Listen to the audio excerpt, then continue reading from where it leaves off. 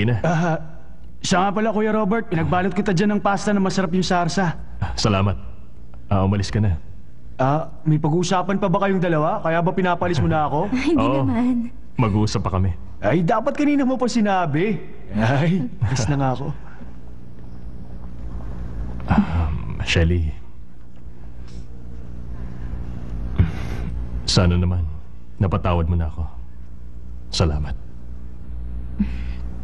Sana mapatawad mo na rin ako. Kung sakaling dalaga ka pa, bibigyan mo pa ba ako ng isa pang pagkakataon pagbalik ko?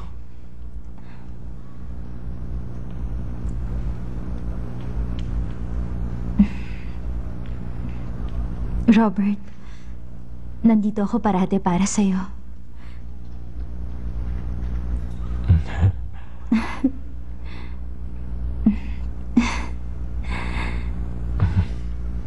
Mag-iingat ka.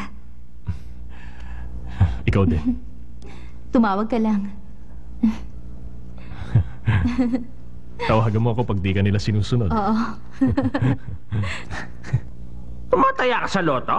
Oo, minsan lang sa isang linggo. Pero palagi naman ako natatalo. Huwag kang tumaya. Hindi ka matatalo kung hindi ka tataya. Ano yon? Ano ba namang klaseng hula yon? Ay nako! Ay, alis teka. na ako. Siraulo pala ang taong yun eh. Ang loko. Bigla na lang umalis. Hindi man lang niya naintindihan yung payo ko sa kanya. Ay naka. Ano bang ibig sabihin ng hindi ka matatalo sa loto o hindi ka tataya? Wow! Talagang malalim ang hula na yan. Patrick, bakit ka ba nandito ha? Nandito ako para humingi po ng payo sa inyo. Kasi, ano na po bang gagawin ko magmula ngayon? Teka. Ang iyong kapalaran ay nasa daan. Nasa daan? Nasa daan. Anong sabi mo? Gusto mo ring umalis dito, Patrick? Ay, umupo ka nga muna. Hindi ko sinasabing aalis ako. Marami pa akong dapat malaman tungkol sa mga tao at sa pagkain. Isang bagay ang natutunan ko nung nagtitinda pa ako sa truck. Marami pang kaalaman at karunungan na hindi ko pa nalalaman.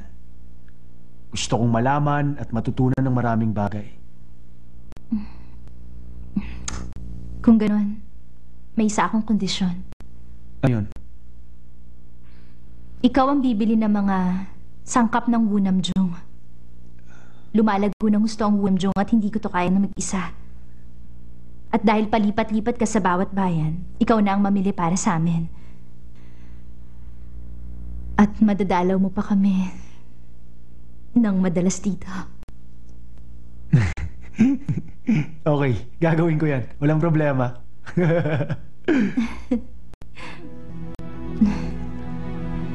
Ang sabi pa nga ni Papa sa akin noon, napakahalaga talaga ng mga sangkap sa pagluluto.